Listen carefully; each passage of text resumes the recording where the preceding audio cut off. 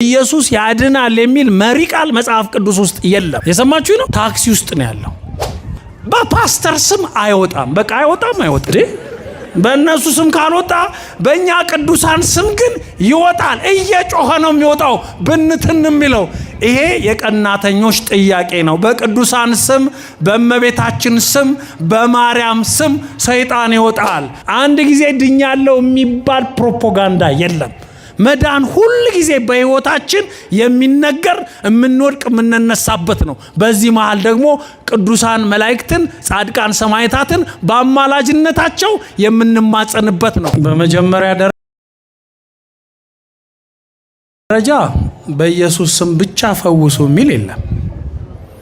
ማናቸውንም ነገር በስሜ ብታደርጉ እኔ እፈጽመዋለሁ ብሏል ክርስቶስ።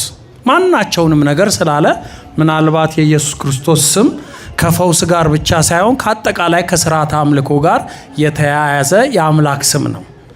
ከማጥመቅ ከፈውስ ከአንዳንድ ከደዌ ጋር በተያያዘ ግን የቅዱሳንን ስም መጠቀም መጽሐፍ ቅዱሳዊ ነው። ለምሳሌ የፈውስ ጥምቀትን እኮ ሐዋርያት የጀመሩት ክርስቶስ ባለበት ጊዜ እርሱ ዝም ብሎ እነርሱ ያጠምቁ ነበር አይልም እንዴ?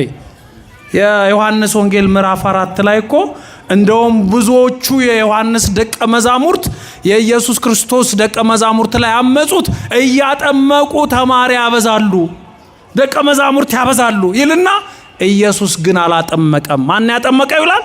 ሐዋርያቱ።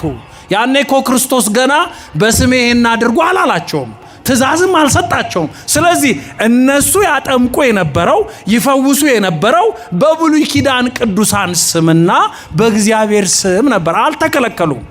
ሌላው ደግሞ የሐዋርያት ሥራ ምዕራፍ 19 ላይ ቅዱስ ጳውሎስ በልብሱ ጨርቅ ሁሉ ተአምር ያደርግ ነበር።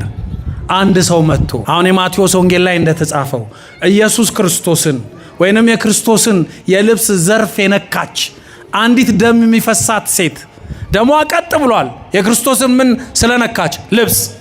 የክርስቶስን ልብስ ብቻ ማለት አይደለም ግን የሐዋርያትንም ልብስ መንካት ፈውስ ያመጣል ማለት ነው። የቅዱሳንንም ልብስ መንካት ፈውስ ያመጣል ማለት ነው። የሐዋርያት ሥራ ምዕራፍ 19 ላይ ቅዱስ ጳውሎስን የልብሱን ጨርቅ እየነኩ ይፈወሱ ነበር፣ በጥላውም ይፈወሱ ነበር ይላል። ክርስቶስ በጥላው አልፈወሰም፣ ጳውሎስ ግን ፈውሷል። ጳውሎስ ይበልጣል ማለት አይደለም። ጳውሎስ እንዲፈውስ ግን ቅዱስ ጳውሎስ እንዲፈውስ ስልጣን የሰጠው ጸጋ የሰጠው ችሎታ የሰጠው ግን ማን ነው? ኢየሱስ ክርስቶስ። ታዲያ የጳውሎስን መፈወስ አይቶ ውጣ ሲለው ሲወጣ፣ ሰይጣን ሲወጣ አይቶ የአስቄዋ 7 ልጆችም በጳውሎስና በኢየሱስ ስም ማውጣት እንጀምራለን ብለው ማምታታት ሲጀምሩ ሰይጣኑ ነቃባቸው። ምን አለ? እንዴ እናንተ ጠንቋይ አይደላችሁ እንዴ? ኢየሱስንም አውቀዋለሁ አለ። ማ?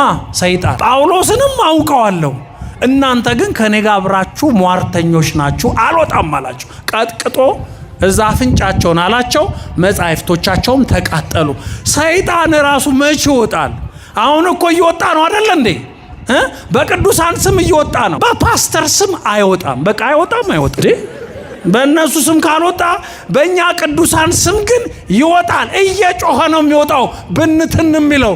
ይሄ የቀናተኞች ጥያቄ ነው። በቅዱሳን ስም፣ በእመቤታችን ስም፣ በማርያም ስም ሰይጣን ይወጣል።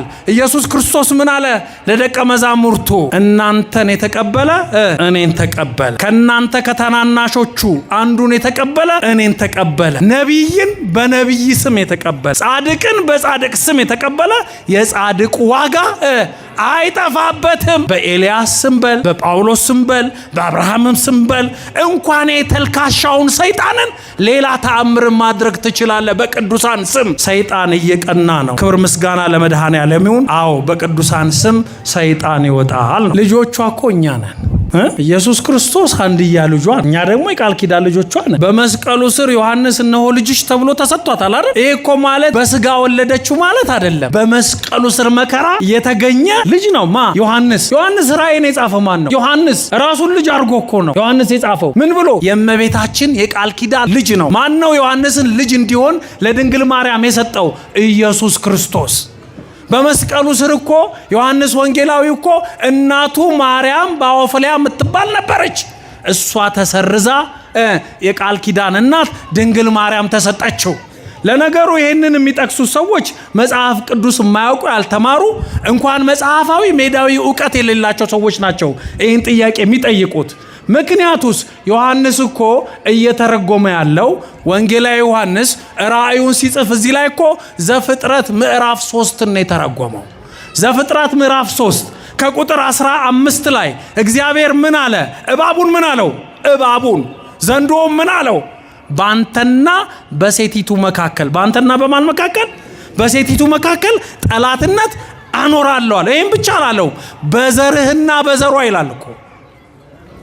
በዘርህና በዘሯ መካከል ጠላትነት አለ። እኛ የድንግል ማርያም ዘሮች ነን። የድንግል ማርያም ብቸኛ ልጅ ኢየሱስ ክርስቶስ ነው፣ አንድያ ልጇ። እኛ ግን የቃል ኪዳን ልጆቿ ነን፣ የድንግል ማርያም ዘሮች ነን። አዎ ሰይጣን ያሳድደናል። ያ የሚጠይቀው ሰውዬ እንደሚለው ሌሎች የሚጠቀሱ ሰዎችን ለመጥቀስ ሳይሆን እኛ የቅዱሳን ዘር፣ የሴቲቱ ዘር፣ የሔዋን ወገን፣ የድንግል ማርያም የቃል ኪዳን ልጆች መሆናችንን ለመንገር እንጂ እመቤታችን በስጋ የምታውቃቸው ሌላ ልጆች አሏት ማለት አይደለም። አላዋቂ ትርጓሜና ጥቅስ ነው። ይሄው ነው መልሱ። ወደ ቀጣዩ ጥያቄ። መዳን አንድ ጊዜ ነው እንጂ ስንድን አንኖርም። መዳን አንድ ጊዜ ነው ስለሆነ መዳን ነው እንጂ መዳኖች ወይም ደግሞ ሳሊቬሽንስ አይባልም የሚል ጥያቄ ተነስቷል። ይህ ይታያል። መዳን ብዙ አይነት ነው። ከበሽታ መዳን አለ አይደል? ከመኪና አደጋ መዳን አለ። የዘላለም ሕይወት ለማግኘት መንግስተ ሰማያት ለመውረስ ንጹህ የመሆን መዳን አለ አይደል? ያም ሆነ የሁሉም ማዳኝ እግዚአብሔር ነው። እግዚአብሔር የፈቀደላቸው ቅዱሳን ግን በአንዳንዱ ቦታ በአማላጅነት ይጠቀሳሉ። ለምሳሌ መዳን ብዙ አይነት መሆኑን የማርቆስ ወንጌል ምዕራፍ 2 ላይ ስናይ ኢየሱስ ክርስቶስ ሕዝብ ሁሉ ተሰብስቦ ሲከተለው አንድ ቤት ውስጥ ገባ ይላል። ጭንቅንቅ ብሏል ቤቱ። ተመልከት። ከዛስ በኋላ ሽባ ይዘው ተሸክመው የመጡ ሰዎች ነበሩ። ሰውየው እንዲፈወስላቸው ክርስቶስን ማግኘት ሲያቅታቸው በጣራ በኩል ጣራውን ነድለው በሽተኛውን ከናልጋው ወደ ታች ወረወሩት። ማውድ አለበት ክርስቶስ ወዳለበት ሲያዩት ሽምልምል ያለ ድብልብል ያለ በሽተኛ ነው። ክርስቶስ ሲያዩ ምን አለው? ክርስቶስ አንተ ሰው ኃጢአትህ ተሰረየችልህ አለው። ቀጥ ብሎ ቆም። ኃጢአትህ ምን አለችልህ ሲለው ተሰረየችልህ። አሁን እኮ ክርስቶስ ኢየሱስ ክርስቶስ እዚህ ጋር እኮ አልተሰቀለም። ገና በዘመነ ትምህርት ላይ እኮ ነው ያለው። ገና በመዋዕለ ይሄ መዳን ምን አይነት ነው? አይ ከዚህ በኋላ ድኛለሁ ብሎ ሮጦ መጥፋት አለበት እንዴ ሰውየው? ለአጠቃላይ ለዘላለማዊ ሕይወት ግን ክርስቶስ መሰቀል አለበት። ይሄኛው መዳን ሌላ ነው። የዘላለማዊ ሕይወት ማግኘት ደግሞ ሌላ ነው። በቅዱሳን አማላጅነት መዳን ማለት ደግሞ ምንድነው? ኢየሱስ ክርስቶስ በተለይ የዛሬው ትምህርት ዳግመኛ ክርስቶስ ሲመጣ ጻድቃንን በቀኙ ኃጥአንን በግራው ያቆማል ይላል። በቀኙ ያቆማቸውን ጻድቃንን ምን ይላቸዋል? እናንተ የአባቴ ብሩካኖች፣ ቅድም እንዳልኳችሁ ተርቤ አብልታችሁኛል፣ ተጠምቼ አጠጥታችሁኛል፣ ታርዤ አልበሳችሁኛል፣ እንግዳ ሆኜ ተቀብላችሁኛል፣ ታስሬ ጠይቃችሁኛል ሲላቸው እነሱ የታይተን መቼ አግኝተን ይሉታል። እጁን ወደ ሐዋርያት ይዘረጋል፣ እጁን ወደ ድንግል ማርያም ይዘረጋል። ለነዚህ ለታናናሾቹ ያደረጋችሁትን ለእኔ እንዳደረጋችሁት እቆጥረዋለሁ። ስለዚህ መንግስተ ሰማያት ግቡ ይላቸዋል። እርሱ መንግስተ ሰማያት አወረሳቸው። ጻድቃኑን በቀኝ የቆሙትን ግን ያዳናቸው የቅዱሳን አማላጅነት ነው። ግልጽ አይደለም እንዴ? ለነሱ ያደረጋችሁትን ለእኔ እንዳደረጋችሁት እቆጥረዋለሁ ስላለ፣ ስለዚህ ቅዱሳኑ አማልደዋል፣ ክርስቶስን ተሸክመዋል። ቅድም የማቴዎስ ወንጌል ምዕራፍ 10 ከቁጥር 40 ላይ እንደጠቀስኩላችሁ እናንተን የሚቀበል እኔን ተቀብሏል ብሏልና። ስለዚህ በአማላጅነት መዳን አለ፣ ከደዌ ከፈውስ መፈወስ አለ። በክርስቶስ መስቀል በተሰቀለው ነገረ ድህነት በምንለው ዘላለማዊ ሕይወትን ለመውረስ ከአዳም ኃጢአት የዳንበት መዳን አለ። አሁን ደግሞ እንደገና በግብር ኃጢአታችን ደግሞ እንጠየቃለን። አሁን እኔ ድኛለሁ ብዬ ጭፈራ ቤት መሄድ አለብኝ? አሁንም ካጠፋው ዘማዊ ከሆንኩ በደለኛ ከሆንኩ ንስሐ መግባት አለብኝ። አንድ ጊዜ ድኛለሁ የሚባል ፕሮፓጋንዳ የለም።